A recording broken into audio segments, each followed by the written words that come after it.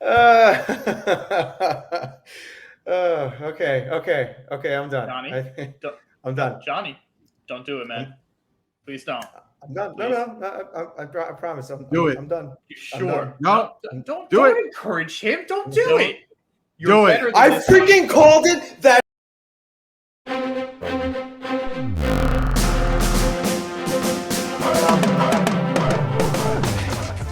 Okay.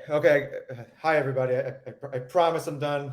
We are not doing that. That was a spoiler. I apologize. I almost gave away a spoiler. This is going to be a spoiler-free review, pancakes. A spoiler-free review of The Flash that we saw this past Stop looking weekend. stop looking at me like that, Grim. We're all looking at you, pancakes. I almost Johnny, gave it remember away. that stare you gave me last week. So I almost gave it away myself. So it's the blame's not all on you. But we are here to talk about The Flash. We saw it. It's the end of the DCEU as we know it.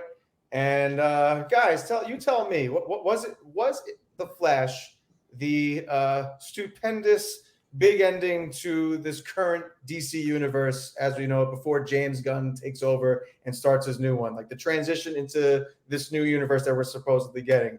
Was it everything? Was it worth everything? Was it worth the wait? Did they do a good job bookending this series, this troubled series of movies? And did you enjoy it most of all? Because I have a lot to say. But I'll let you guys talk first. It's definitely the end of an era, and that's not a good thing or a bad thing. Spade, you good over there? You got a tech? Yeah, we're all good. Don't worry about it. All right, cool. Yeah, no, that's not necessarily a good thing. That it is like, oh, it's the end of an era now. It's over. For some, happy that it's over now, and it's Honestly, funny too because when we first reviewed the trailer for this around Super Bowl time in the beginning of the year, I was very much I distinctly remember I hated that I loved the trailer because it looked really good and I didn't want to like this movie. So in a way, DC gave me a bit of a present in saying this movie did not live up to the hype. Don't get me wrong. There were a couple things in this movie that I did enjoy. I thoroughly enjoyed a couple of characters on here. I enjoyed a couple of the callbacks, but I feel like one star in particular to this was the biggest detriment to this entire movie. Ezra Miller, right? Ezra, I'm gonna take your kids and groom them for myself, Miller. Well, listen. Okay, hold on. Some. Before we go any further, number one, the movie was filmed before he did all his shenanigans. So yeah, I know what I said. I know, but I'm just saying so everyone here understands. Not here as in the panel of four. I'm talking about everyone here on YouTube who's watching understands that the movie is not about Ezra Miller. The movie is not going to do anything good or bad for Ezra Miller. It actually did something bad for the studio, did something bad for the director, for everyone who was part of this movie and whatnot. So, with that being said, we're not saying that the movie sucked because Ezra Miller has done all these things. Oh, no. I'm saying it was bad because Ezra Miller was not a good actor in this movie. His performance was lackluster. You know what? You say that, but in some very, very few instances where he's talking to himself, it was okay. But for the most part, it was just cringe. It annoyed me so much. Lindsay Lohan did a better job in The Parent Trap. Oh, without a doubt. That's all I was saying. That's what I'm going to say.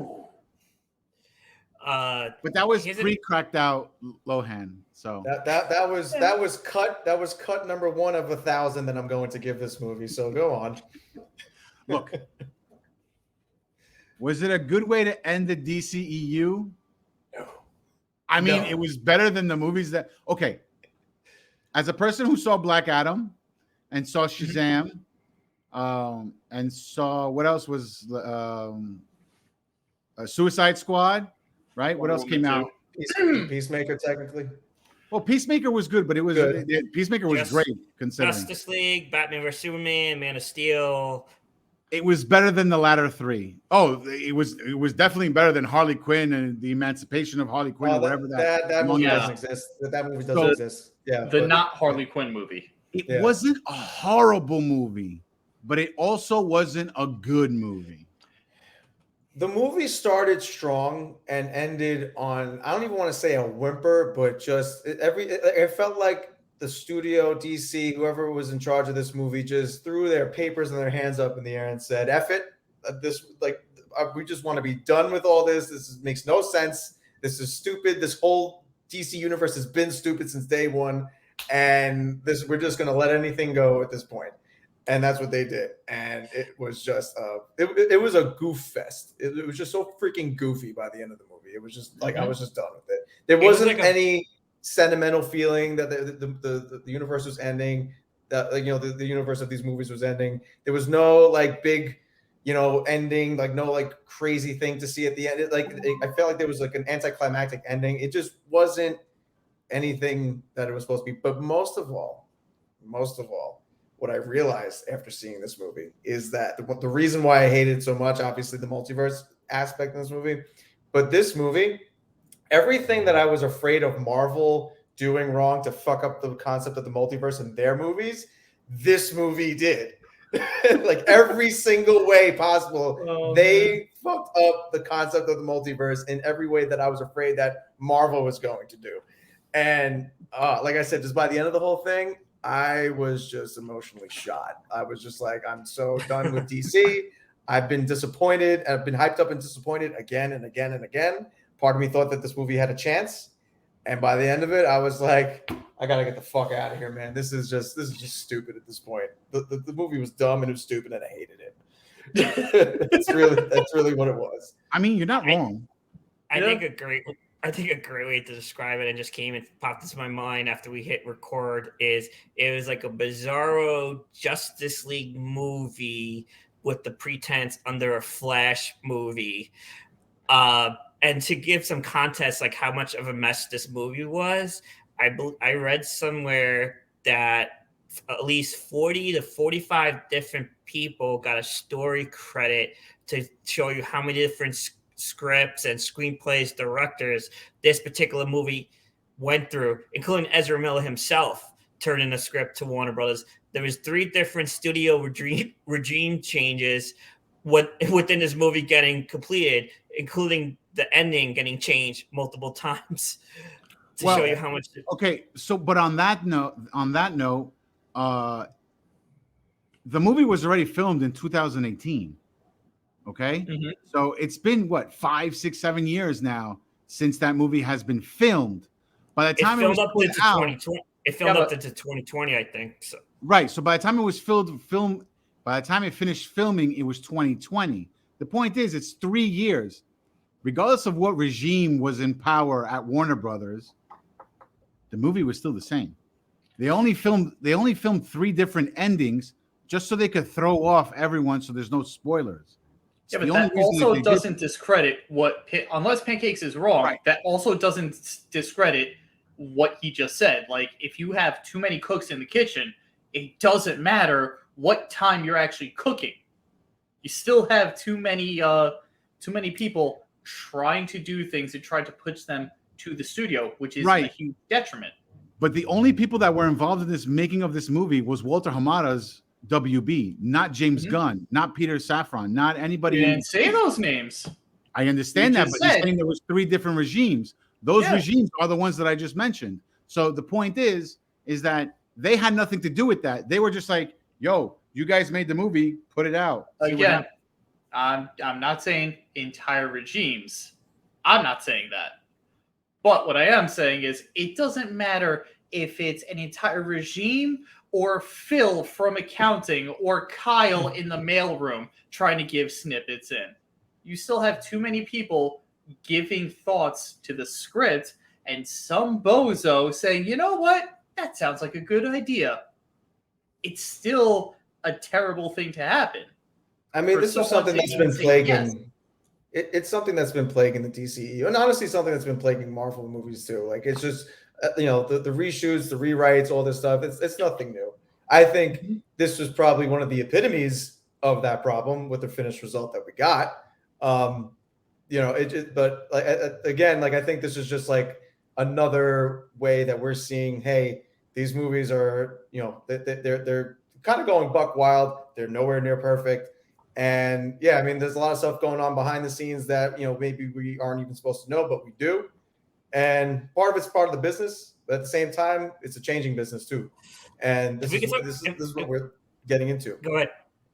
To talk about some bright spots, Michael Keaton's performance coming back. Let's get back into the actual movie and stop talking about the behind the scenes drama. To what Pancakes was about to allude to, yes, there are honestly, I think the best part of this movie were the cameos and the other stars in here revolved. Disagree, like everyone else gave a stellar job in this movie, and I thoroughly enjoyed all the characters. And yes, some of the cameos that we did also see in here, they were a bright spot for me personally. I thought the cameos were cheap. I thought they were just over, like everything that we were. Again, this is harkening back to what I was saying before about like what I was afraid of in Marvel movies. What we were afraid of with like Multiverse of Madness and just seeing like cheap cameos left and right that meant nothing, and it was just there to put them on screen. That's what this movie was with the cameos we got. Even if we were like wow to some of them, end of the day, it was all spectacle. It was all Johnny, and it was cheaply visualized spectacle, if you know what I mean. But Johnny, here's the thing though. Yeah, and I'm gonna take a page from Spade's book right here. At the end of the day, with this particular movie, it doesn't matter because the DCEU is over. Now it doesn't matter. You could throw anything against the wall and see if it stuck, if it did well or did not. Some things were obviously hit and miss, but like I said, the cameos that we did see, however well done they were or were not done, even the ideas behind it, I thought was really good. This is one of like the high spots of the movie for me. Everything else, you know what? Visually, the movie CGI in this is not done well, especially when once again we have a director coming in to go onto social media to explain himself right as the movie is coming out of things that are visually not good or well done or not well done. When you immediately have the director say, hey guys, here's the reason for this, that's always a bad sign. Well, the reason itself is stupid, and it's like okay. So, am I the only one that watched that movie and was like, what? Without going into too much of spoilers or anything like that, but the things that were stylized, the way they were stylized, I kind of understood that watching the movie. I didn't think it was. I thought that was the way he saw everything that was going on. To me, I felt like that was normal. Now, some of the fight scenes in the third act, I can totally agree and say that shit was shit. Okay, the fight scenes, what I was referring to. The fight scenes I thought looked better than the no way visualization of time warping that we got. All I'm going without giving our viewers spoilers. Apparently, the multiverse is a giant disco. That's all. Like, you watch the movie and you'll know what I'm talking about. But the multiverse is apparently a giant disco with syndicated scenes of cameos. That's all I will say. It's terribly done. That whole sequence looked like a PS2 game, and like it was insulting. Especially Spade, that you mentioned that this movie was filmed a long time ago. They had time to refine this shit. They had time to add layers of polish and make it look presentable, because this was unacceptable to watch. I'm sorry. I don't know. I kind of got it though. Like when it's so hard to talk about this without going into spoilers. Mm-hmm. Just use the word saying, my only gripe with the CGI is literally the end of the movie with the fight scenes between.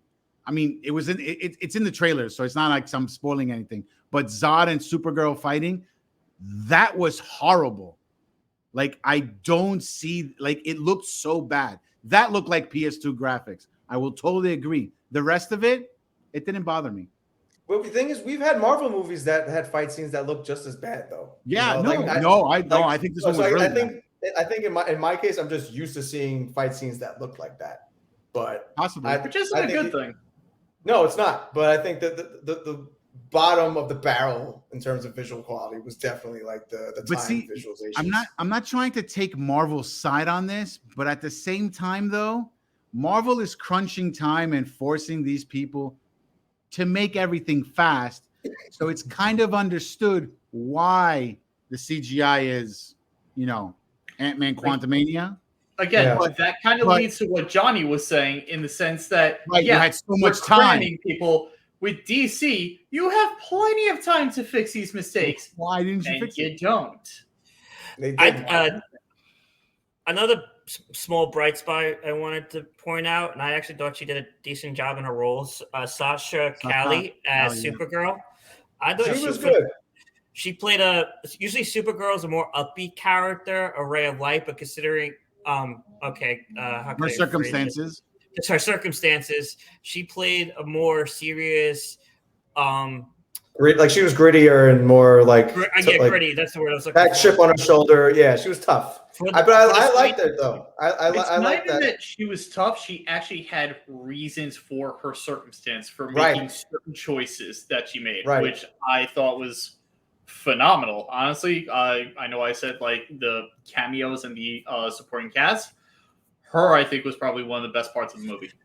For the screen time that Sasha was given, I think she took advantage of every single second or minute that she made it into the final cut. So I thought she was brilliant. She was another bright spot for the movie, in my opinion. Yeah, and I was expecting her to be a weak point. I'm happy she wasn't, but I remember watching like the trailer that she debuted in and thinking like even if she's good, she's going to face a lot of antagonistic attitudes towards her being there and not Henry Cavill. And I think there was some of that. I definitely felt a little like not resentment against her, but resentment against the studio that like Cavill was out of this movie, given that we had General Zod and like the callback to Man of Steel, and he was treated his character of Superman and was treated the way he was. I'm not going to get into how, but again, it was just it culminated in like this is everything that DC has done wrong in this entire series, and it's been pushed further in this movie, which just only pisses me off. But go ahead, Big Grim, because I feel like you have an alternate take on this. Well, no, it's not that. I just want to. I'm sure it's a story that everyone has heard of, but yes, I'm going to gush about it again. When Sasha went to audition for this movie, and when she got it, she initially said, "Hang on a second, no, I don't accept this role yet. I have to make a phone call." Called her agent or her manager or someone and said, "I need Henry Cavill's number immediately." Called him and essentially said, "Hey, I got this role, but I'm not going to accept it unless I have your blessing." And they actually had a very lovely conversation about it, to which Henry did essentially give his blessing, and she then accepted it, which I thought is so cool. And once again, Henry Cavill is the true and blue Superman. And you could tell that she gave a shit about how she portrayed her character in this movie. Like she wanted to do justice to that Superman not being there, that Henry Cavill not being there. She wasn't going to phone it in and give like a half-assed performance. She actually I actually was feeling like her story and like her motivations and emotions and things like that. If this movie did well and they weren't rebooting the universe, I would not be surprised if they turned around and said, "Hey, you did such a great job as Supergirl. We want you for your own movie."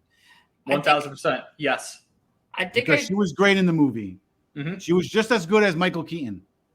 Yes. I think she did come out in an interview this week or pretty recent that she'd had conversations with James Gunn, and they're open to bring her back for future movies. But with the new regime, we never know, especially James Gunn with his calls. But the suit, the Supergirl suit that she had her wearing, I thought it looked so cool. She looked good. I don't think anybody was arguing that. But like I said, I was surprised by how much I liked her and her character. I think I felt bad that she actually was in the movie for a little bit longer. But the place that she had in the story I thought was good enough. It was, she drove it forward in a way that didn't feel artificial. And like I said, she tried in her performance. I gave her a lot of credit for that. So she was definitely a strong point. I give the movie credit for that. Credit where credit's due. But yeah, what else could we talk about? Because I feel like we're trying to scratch the spoiler-free surface here, but the forced humor to be like Marvel, that was so cringe. But that's always been a problem with DC ever since Justice League, that they want to be Marvel so badly, and they're never going to be like that way. So hopefully, James Gunn just he knows that, hopefully, and he just takes it in the direction then. But yeah, so like we said, this has been a spoiler-free review. Only so much we can get into. Believe me, there are so many things that I want to be like bursting at the screen about. But all we can say is that this movie, maybe it did some things right. Like I said, it started off on a good level that I thought it had a chance. By the end of the movie, it just fell so flat. But I just felt like it was so telling of the DCEU in general. Like the way it ended was just how the DCEU has been. And I feel like not even the studio gave much of a shit at this point. Like what a shame. Like, what a shame. It had so much hype going into it, but it had all the other bullshit attached to it. And then we see the results of the bullshit that we got. One of the most overhyped movies we could all agree we ever saw. Well, listen, just so you guys see some numbers, that overhyped bullshit only made $135 million as of this recording. Yeah. No, it's not. It came in disappointing. And wait until next weekend. It's going to drop hard. That's absolutely. 1,000%. Just like the Shazam 2 and whatever other movie came. Black Adam. Black Adam. Yeah.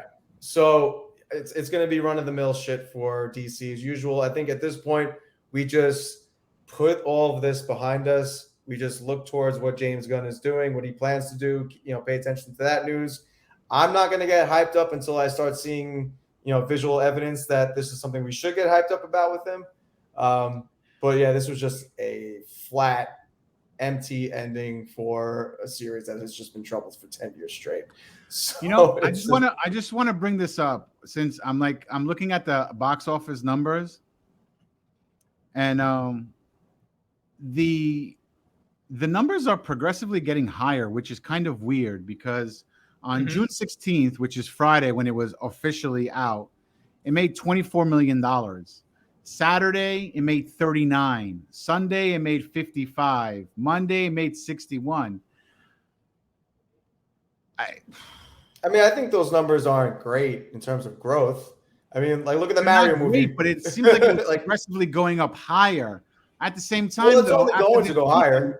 It's not going to go down. It should be going down because that's how bad the movie is. But I was about to say, we just said, in future weeks will determine this. Any movie opening in its opening weekend is either going to be really good or an immediate flop. But the consistency is really what's going to tell us how it does at the end of the day. Which at this point, I think people are going to see this, and the first weekend, yes, all Flash, awesome. Will people return to the theaters and continue to see this? No, probably not. So there will be some, but for the most part, it's not going to help them.